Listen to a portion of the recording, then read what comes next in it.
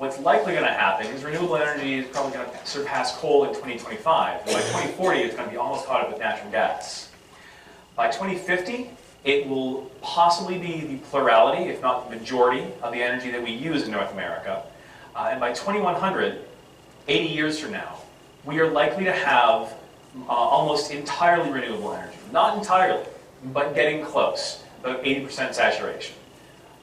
7 generations from now, 140 years, in 2157, we should have complete renewable energy used in North America, if only because we've already burned all our fossil fuel. The other thing that has potential, and this is going to take a while, I want to go back 31 years to Russia.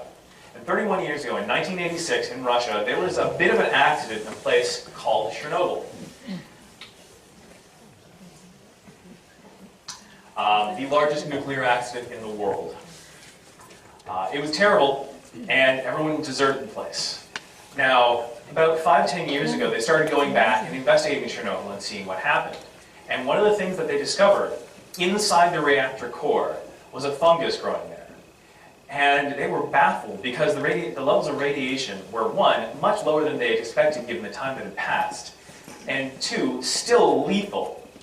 So they investigated and they found out that this fungus is radiotrophic. It eats radiation. It's being studied by scientists all across the world because this is a breakthrough. It eats radiation. It literally absorbs the radiation and cleans up the area. So this fungus, if it can be reproduced successfully and spread around, will entirely change the game when we're looking at nuclear waste. Because rather than just sealing it in a barrel and waiting several thousand years, you can put it in a storage place with this fungus and wait several dozen years. And rather than having nuclear waste, you'll then end up with inert substances. One of the things that you can do to try and mitigate the whole concept of we have millions of people coming here that we don't have space for is virtual tourism.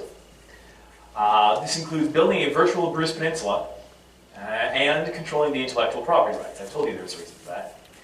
The virtual Bruce Peninsula would be designed very much like you have people walking around with the Google Street View backpacks. So you have someone with a rig, and they do the entire tour of Bruce National Park, Fathoms 5, you put them out in a canoe, all over the place. And that way, you'll be able to integrate sound and sight and eventually smell and even tactile. So you'll be able to feel the water splashing on your face as you paddle around.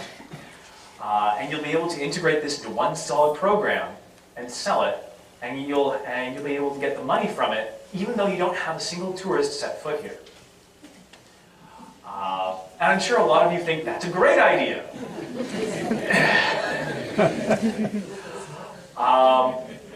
This ties directly into intellectual property rights. Once we get the technology to do virtual tourism, you're going to want to make sure that the copyright, the intellectual property rights for the Bruce Peninsula stays in the Bruce Peninsula. Now, the national park is probably going to have ownership by government, but the rest of the peninsula, that's you guys. So, you guys work with the park. Whoever sets up the first virtual tour is going to have a strong claim on the IP, the intellectual property. So make sure that that stays here. That doesn't go off to Ottawa, that doesn't go off to Toronto, that doesn't go off to Beijing, or whoever it is. And hold on to that because that's profit for you guys. That's money coming in for this area.